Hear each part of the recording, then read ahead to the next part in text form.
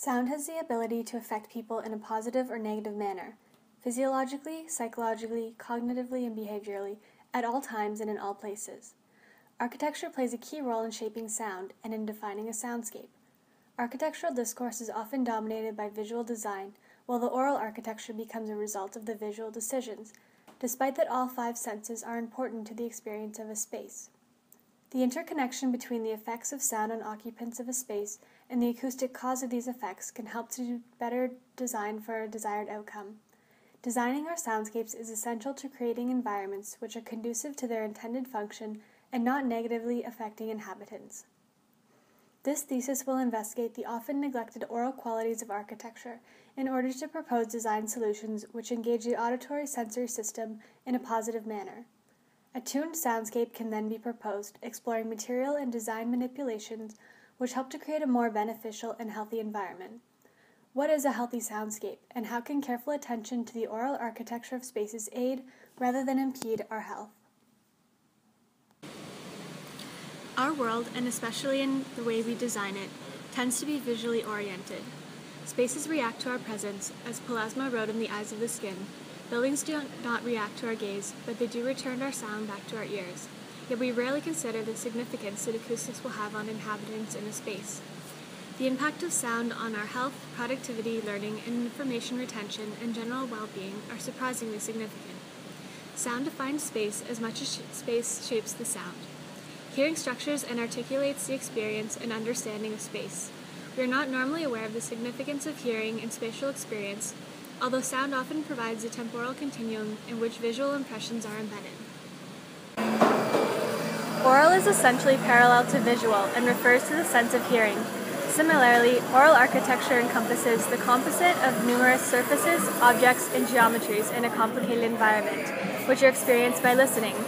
Listening is active attention in reaction to a sound, such as emotional or behavioral. A soundscape is the oral or auditory landscape, the transient composition of layers of sonic information which are present in an environment. Oral architecture and soundscapes exist regardless of whether they are designed for, which is why it is an important consideration in the design process. For example, while open-plan classrooms seems like a good idea organizationally, a $50 million school built recently in the UK was designed with a large central atrium and classrooms leading off it with no back walls. The children couldn't hear the teachers, so they had to spend an additional $1 million on adding walls in. In contemporary architecture, acoustic design is often disregarded in ordinary spaces. As sound can have such significant impacts on a listener's mind and body, there is an opportunity to encourage beneficial sounds and control noise strategically for creating more immersive experiences and environments by design.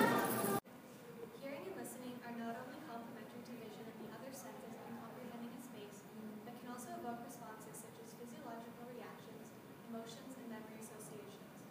Some oral environments have an obvious impact on a listener, such as a restaurant where a high ambient noise level makes it difficult to carry a conversation. This type of atmosphere is generally considered irritating and not enjoyable, as oral architecture can influence our moods and associations. Although we may not be consciously aware that oral architecture is itself a sensory stimulus, we react to it.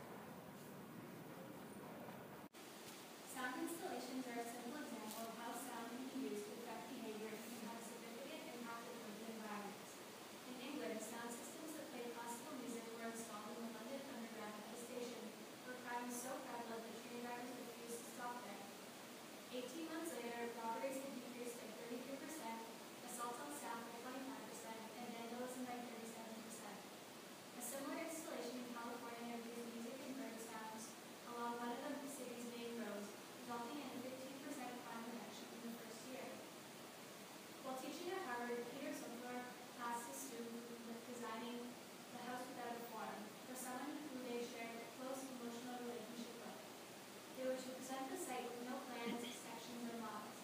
The objective was to inspire a new sort of space, described by sounds, smells, and verbal description. When I look at this kind of house without a form, what interests me the most is emotional space. If a space doesn't get to me, then I'm not interested. I want to create emotional spaces which get to you. A healthy soundscape is an environment which has been designed to meet the needs of its intended use for a particular space, time, and context, one which does not elicit unintentional or unwanted oral effects. These should be preconceived design intentions of what acoustic experience a designer proposes for the space, rather than reactive solutions to fixed issues after the building is in use. The project program is a health hub, a center for health and fitness-related activities, which will be specifically tuned for the intent of each program. This program was chosen to reinforce the connection between sound and health, exploring the benefits that well-conceived oral design can have on occupants. While spaces for health activities are usually designed based on function, this project will advance the oral experience to benefit from the positive effects of sound. The design will explore how sound defines spaces, creates different feelings and emotions, and how oral characteristics contribute to the experience of a space. The Health Hub will be located on Elgin Street, between Gilmore Street and Lewis Street.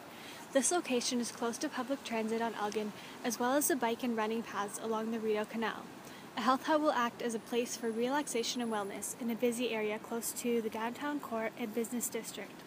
The site is currently Minto Park, so it will be important to retain as much park space as possible. The program can also benefit from the more natural setting within the city, enhancing the oral characteristics.